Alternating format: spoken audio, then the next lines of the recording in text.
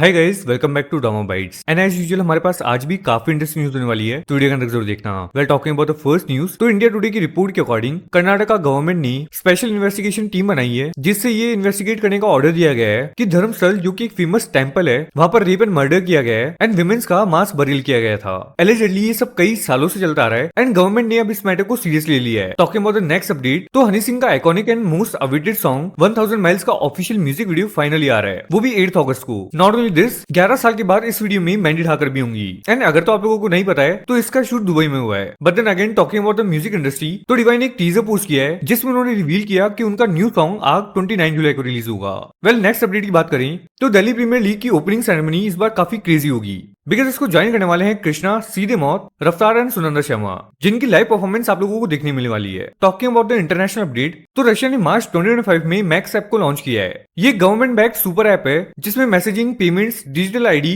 और public services सब कुछ है। सितंबर 2025 से ये हर स्मार्टफोन में मैंडेटरी होगा। बट देन इस ऐप में end to end encryption available नहीं है और ये कॉन्टेक्ट, लोकेशन, क्लिपबोर्ड इन सभी जैसे पर्सनल डेटा को कलेक्ट करता है, जिसकी वजह से प्राइवेसी कंसर्न बन गया है। ये रशिया के अपने लॉस के अंडर तो लीगल है, but then international human rights standards को वायलेट करता है। अगर तो इंडिया ऐसा कुछ लॉन्च करता है तो ये प्राइवेसी को ब्रेक करना होगा, जो कि सुप्रीम कोर्ट ने प्राइवेसी को फंडामेंटल राइट माना है। इंडिया के पास already Aadhaar and DigiLocker जैसे सिक्योर डिजिटल प्लेटफॉर्म्स यूज करता है बिना फोर्स सर्वेलेंस के। But then talking about Bihar scam, तो इन्फ्लुएंसर तरुण कुमार ने बिहार और सेंट्रल गवर्नमेंट पर 70,000 करोड़ का लीगल स्कैम का एलिगेशन लगाया है, जो सोशल मीडिया पर वायरल हो रहा है। सीएजी की रिपोर्ट के अकॉर्डिंग बिहार ने 70,000 करोड़ से भी ज्यादा के फंड्स यूटिलाइजेशन सर्टिफिकेट्स नहीं दिए, यानी कि पैसा कहां गया कोई प्रूफ नहीं। ये डेफिनेटली मिसयूज का रिस्क दिखाता है, बट देन डायरेक्ट स्कैम या चोरी का अभी तक कोई भी प्रूफ नहीं मिला। मोदी जी नीतीश कुमार से 70,000 करोड़ रुपए का हिसाब लेना भूल गए, तो सीएजी ने बिहार सरकार की फाइनेंस रिपोर्ट निकाली है। अब स्टेट गवर्नमेंट जब भी सेंटर से पैसे लेती है तो ऑब्वियसली उन पैसों का हिसाब देना पड़ता है कि कौन से पैसे कहां लगे। इसे कहते हैं यूटिलाइजेशन सर्टिफिकेट। अब पिछले फाइनेंशियल ईयर यानी 31 मार्च 2024 तक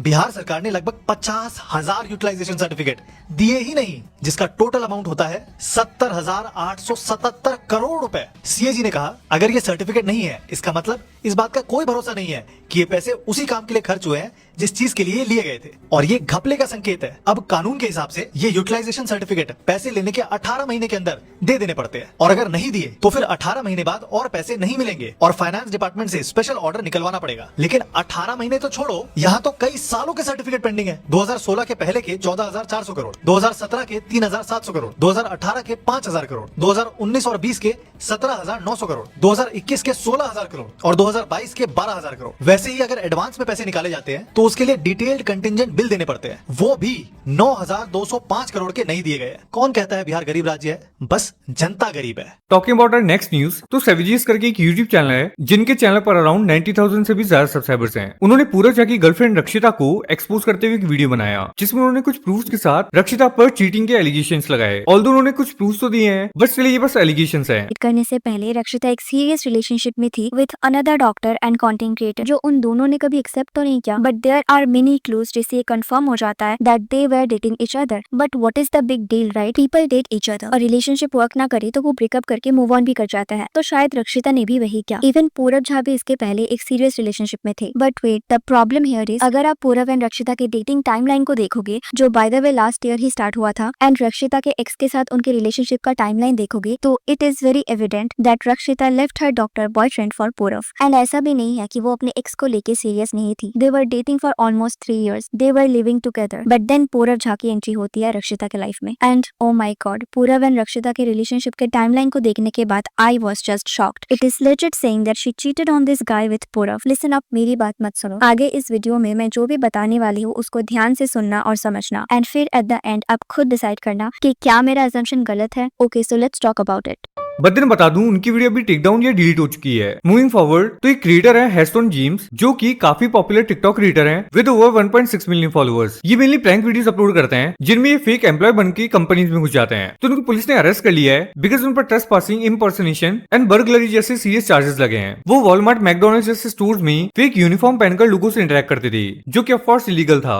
अथॉरिटीज ने बताया कि उनकी ये एक्शंस बिना परमिशन के लिए गए थे और उन्होंने लॉस को ब्रेक किया था। फिलहाल उनके अगेंस्ट कोर्ट प्रोसीडिंग्स होंगी और गिल्टी प्रूव होने पर जेल या फाइन भी हो सकता है। But then moving on to the next update, तो जैसे कि गवर्नमेंट ने ऑल के साथ 24 ओटीटी प्लेटफॉर्म्स को बैन कर दिया था, तो इसी पर एकता कपूर क्लियरेंस देते हुए कहती हैं दैट उनका एंड उनकी मदर शोभा कपूर का जून 2021 के बाद से ऑल के साथ कोई भी कनेक्शन नहीं है। तो चलिए नेक्स्ट हम बात करते हैं आकाश बनर्जी के बारे में। उन्होंने टॉक जर्नलिज्म 2025 में एक पावरफुल मैसेज दिया। तो बेसिकली वो पेड मीडिया और बायस्ड न्यूज चैनल्स को क्रिटिसाइज करते हैं जहां पर सच दब जाता है और पीआर एजेंडा चलता है। आकाश ने कहा कि जर्नलिज्म सिर्फ करियर नहीं, एक जिम्मेदारी है। उन्होंने क्रिएटर्स को एनकरेज किया कि वो अपनी आवाज और सच के साथ खड़े रहें, और साथ ही में उन्होंने बोला कि वो क्लिकबेट और टीआरपी के चक्कर में ना पड़े एंड ट्रेंड की जगह ट्रुथ को चूज करें। लेकिन बात करते हैं गुड न्यूज के बारे में। तो इंडिया और यूके ने एक हिस्टोरिक ट्रीट साइन किया है। पीएम मोदी और यूके के पीएम स्टारमर ने एफटीई को फाइनलाइज कर दिया है। एंड बता दो इस डील से $34 बिलियन का ट्रेड बूस्ट होने का एस्टिमेट है। इस डील में यूके के प्रोडक्ट्स पर टैरिफ 15% से रिड्यूस होकर 3% हो जाएगा। इंडियन कंपनीज यूके में बिजनेस एक्सपेंड कर पाएंगी and not only this, UK firms को इंडिया में नए इन्वेस्टमेंट अपॉर्चुनिटीज मिलेंगी। तो नेक्स्ट हम बात करते हैं कमल हसन के बारे में, जो कि साउथ फिल्म इंडस्ट्री में काफी पॉपुलर एक्टर और एमएनएम के फाउंडर हैं। उन्होंने फॉर्मली नेशनल पॉलिटिक्स में एंट्री ली है। तो नेक्स्ट हम बात करते हैं संभव शर्मा के बारे में। उन्होंने सार्कास्टिकली एक ट्वीट किया था जिसमें उन्होंने बोला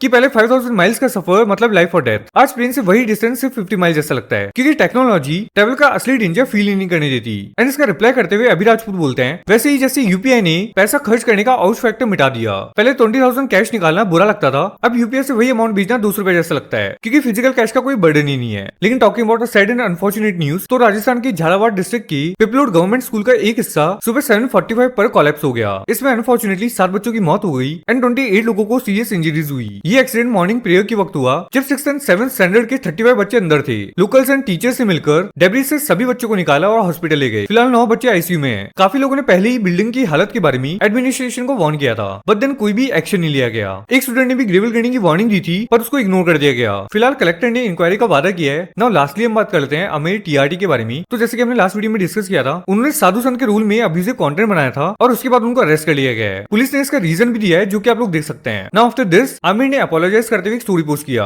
हिलकी भी चल रही है, एक भी सच बहन का। गाइज मेरा जो भी कंटेंट है वो सिर्फ मनोरंजन के लिए है, किसी की भावना को ठेस पहुंचाने के लिए नहीं। लेकिन अगर किसी की भावना को मेरी किसी वीडियो से ठेस पहुंची है तो मैं उससे दिल से माफी मांगता हूँ। आगे से कभी ऐसा नहीं होगा। Alright, I hope you guys enjoyed. मिलते हैं नेक्स्ट अपडेट के साथ।